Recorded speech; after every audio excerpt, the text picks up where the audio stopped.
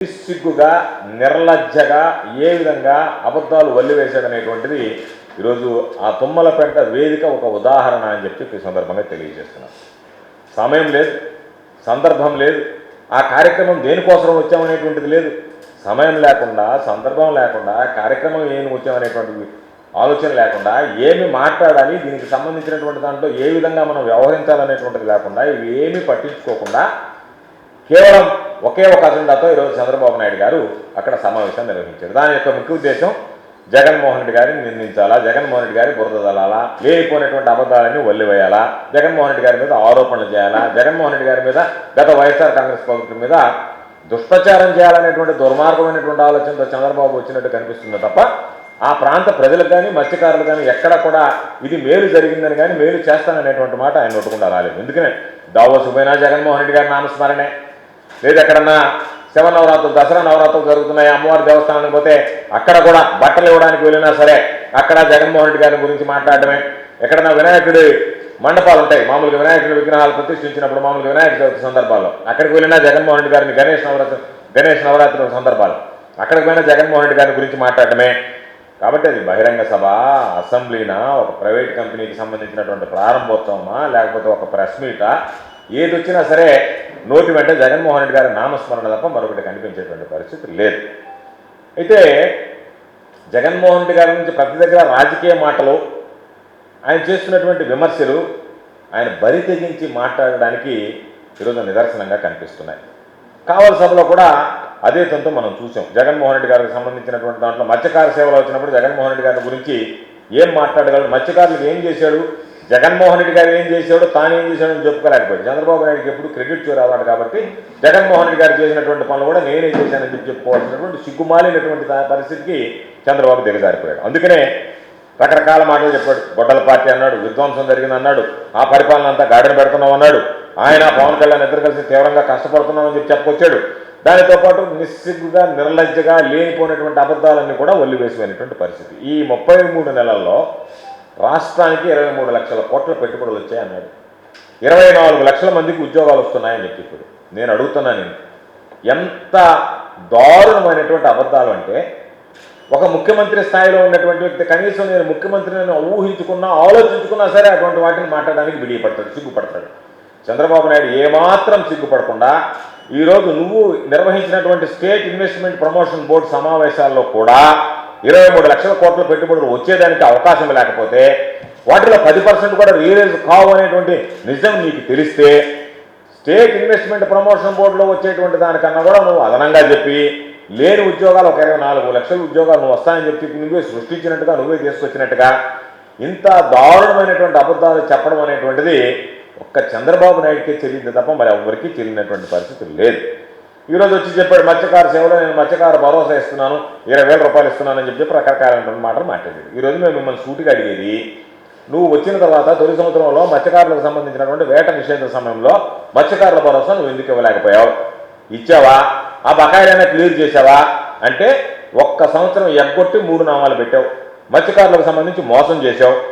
ఈరోజు దానికి సంబంధించినటువంటి దాంట్లో అర్హులందరినీ ఒక్కొక్కరుగా తొలగించారు. ఈరోజు నెల్లూరు జిల్లాకు సంబంధించి కూడా అనేక మంది మత్స్యకారులు జేడీ ఫిషరీస్ దగ్గరికి వెళ్ళి గొడవ చేసి మీరు రండి మమ్మల్ని పరిశీలించండి అని చెప్పినా, మొట్టమొదట జాబితా వేసినా, ఆ తర్వాత రకరకాలుగా కుదించి అర్హులందరినీ తొలగించి ఈరోజు అర్హత కలిగినటువంటి వాడికి కూడా మత్స్యకార భరోసా అందివ్వకుండా మత్స్యకార సేవలు అని చెప్పుకున్నటువంటి సిగ్గుమాలినటువంటి ప్రభుత్వం ఏదన్నా ఉంది అంటే అది ఈ రోజు ఉన్నటువంటి తెలుగుదేశం ప్రభుత్వం, చంద్రబాబు నాయుడు నాయకత్వం అని చెప్పి తెలియజేస్తున్నారు.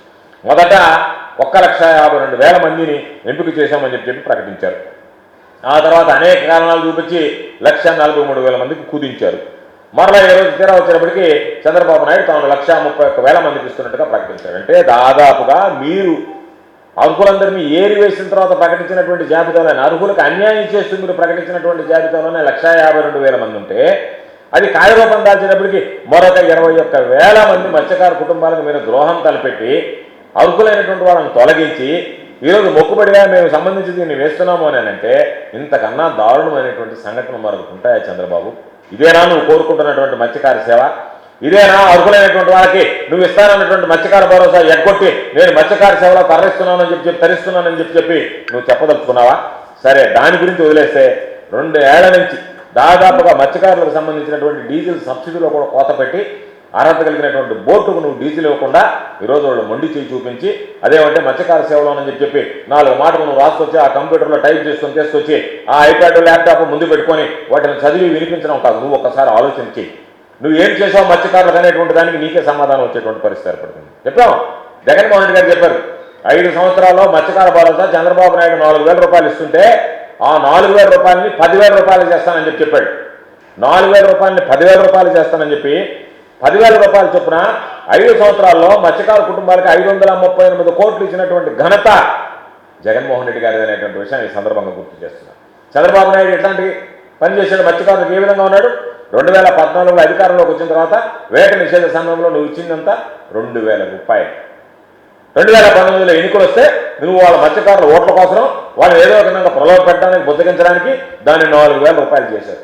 జగన్మోహన్ రెడ్డి గారు వచ్చిన తర్వాత నువ్వు ఇస్తున్నటువంటి 4,000 రూపాయలకి 10,000 రూపాయలు చేస్తామని చెప్పి హామీ ఇచ్చి వేట నిషేధ సమయంలో మత్స్యకార భరోసా 10,000 రూపాయలు అందించినటువంటి ఘనత జగన్మోహన్ రెడ్డి గారికి అర్హులైనటువంటి వారు అందరికీ ఇచ్చారు.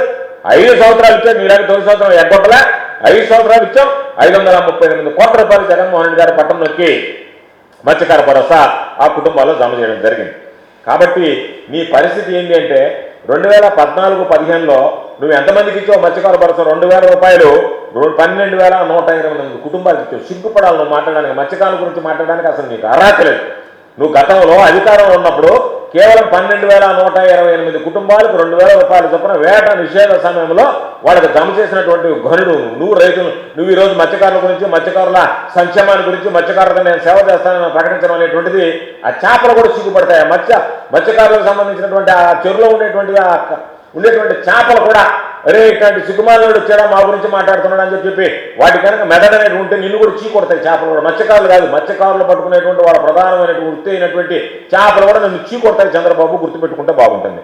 2018-19లో ఎన్నికలు వస్తున్నాయి కాబట్టి నీ జిమ్మిక్స్ అని తెలుసు కాబట్టి 4,000 రూపాయలు పెంచి 12,000 కుటుంబాలకు బదులు 80,000 కుటుంబాలకు ఆ రోజు అందించావు. సరే, ఆ రోజు నువ్వు ఎన్నికలు వచ్చేటప్పటికి నువ్వు 4,000 రూపాయలు చేసావనేటువంటి మత్స్యకారులు అందరూ కూడా గమనించారు.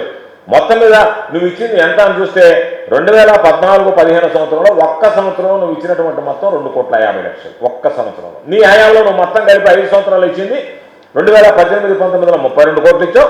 5 సంవత్సరాలు కలిపి నువ్వు మొత్తం కూడా ఎక్కడ కూడా వృత్తి 2018లోకి వచ్చినప్పుడు మొత్తం నువ్వు చివరి సంవత్సరం దగ్గరికి వచ్చినప్పుడు 32 కోట్ల రూపాయలు ఇచ్చి చేయి దులుపుకుని వెళ్ళిపోయావు. అదే జగన్మోహన్ రెడ్డి గారు 538 కోట్ల రూపాయలు మత్స్యకారులకు సంబంధించి ఇచ్చాడు. ఈరోజు నువ్వు మాట్లాడుతున్నావు డీజిల్ సబ్సిడీ గురించి. నీ హయాంలో డీజిల్ సబ్సిడీ ఎంత ఉన్నది? 6 రూపాయలు. ఆ 6 రూపాయలు కూడా ఏంది ఎప్పుడు వస్తుందో తెలియదు, పాపం వాళ్ళకి తెలియనటువంటి పరిస్థితి.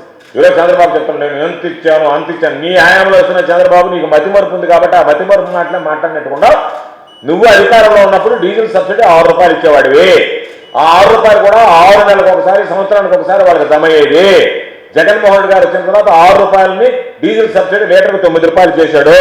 అది కేవలం సబ్సిడీ ఇవ్వడమే కాకుండా వాళ్ళకి ఐడెంటిటీ కార్డ్స్ ఇచ్చాడు. ఆ కార్డులో గుర్తింపు పొందినటువంటి పెట్రోల్ బంకుల్లో నేరుగా వాళ్ళు వెళ్ళి పట్టించుకుంటే 9 రూపాయలు తగ్గించుకుని నేరుగా మరలా నీలాగా 6 నెలలకి సంవత్సరం దాకా ఎదురు చూడాల్సినటువంటి అవసరం లేకుండా 9 రూపాయలు తగ్గించుకుని వాళ్ళకి డీజిల్ పట్టేటువంటి సౌలభ్యాన్ని జగన్మోహన్ రెడ్డి గారు కల్పించాడు. కాబట్టి నీ వల్ల కాదా నువ్వు 6 రూపాయలు సంవత్సరానికి డబ్బులు ఇస్తే 6 నెలలకు సంవత్సరానికి జగన్మోహన్ రెడ్డి గారు ప్రకటించినటువంటి 9 రూపాయలు అదే రోజు వాళ్ళకి చేరేటువంటి విధంగా ఏ రోజు డీజిల్ పట్టించుకుంటే 6 వాళ్ళకి 9 రూపాయలు తగ్గించుకుని ఆ మినహాయింపునిచ్చి కొర డబ్బులు చెల్లించేటువంటి వెసలబాటు సౌలభ్యం కల్పించినటువంటి వ్యక్తి జగన్మోహన్ రెడ్డి గారు అనే విషయాన్ని నువ్వు గుర్తుంచుకుంటే మంచిది. అందుకనే దాదాపుగా ఒక్కసారి చూస్తే ఈరోజు రాష్ట్రంలో అర్హత కలిగినటువంటి 24,034 బోట్లకు డీజిల్ సబ్సిడీ కిందనే 98 కోట్ల రూపాయలు జగన్మోహన్ రెడ్డి గారు ఇచ్చి చివరి సంవత్సరంలో 50 కోట్ల రూపాయలు కూడా మంజూరు చేయడం జరిగింది. 4 ఏళ్లలో 98 కోట్లు ఇచ్చాం. తర్వాత దానికి సంబంధించినటువంటి దాంట్లో మరో 50 కోట్లు కూడా మంజూరు చేయడం జరిగింది. అదేవిధంగా మత్స్యకారులు దురదృష్టవశాత్తు గల్లంతైతే వాళ్ళకి 5 లక్షల రూపాయలు ఇచ్చేటువంటి దాన్ని 5 లక్షల రూపాయలు చాలదు, 5 లక్షల రూపాయలు చాలా తక్కువ, కాబట్టి ఆ కుటుంబాలను ఆదుకోవాలంటే 10 లక్షల రూపాయలు ఇవ్వాలని చెప్పి జగన్మోహన్ రెడ్డి గారు అధికారంలోకి వచ్చిన తర్వాత దాదాపు 100 కేసులకు పైగా బకాయిలతో సహా, నువ్వు పెట్టినటువంటి బకాయిలతో సహా సుమారు 7 కోట్ల రూపాయలు జగన్మోహన్ రెడ్డి గారు మత్స్యకారు కుటుంబాలకి చెల్లించి అండగా గల్లంతైనటువంటి మత్స్యకారు కుటుంబాలకి 5 లక్షల రూపాయలు బకాయిలతో పాటు 10 లక్షల రూపాయలు జగన్మోహన్ రెడ్డి గారు ప్రకటించిన విధంగా చెల్లించినటువంటి ఘనత నాటి వైఎస్ఆర్ కాంగ్రెస్ పార్టీ ప్రభుత్వాన్ని జగన్మోహన్ రెడ్డి గారిది అని చెప్పి ఈ సందర్భంగా తెలియజేస్తున్నాను.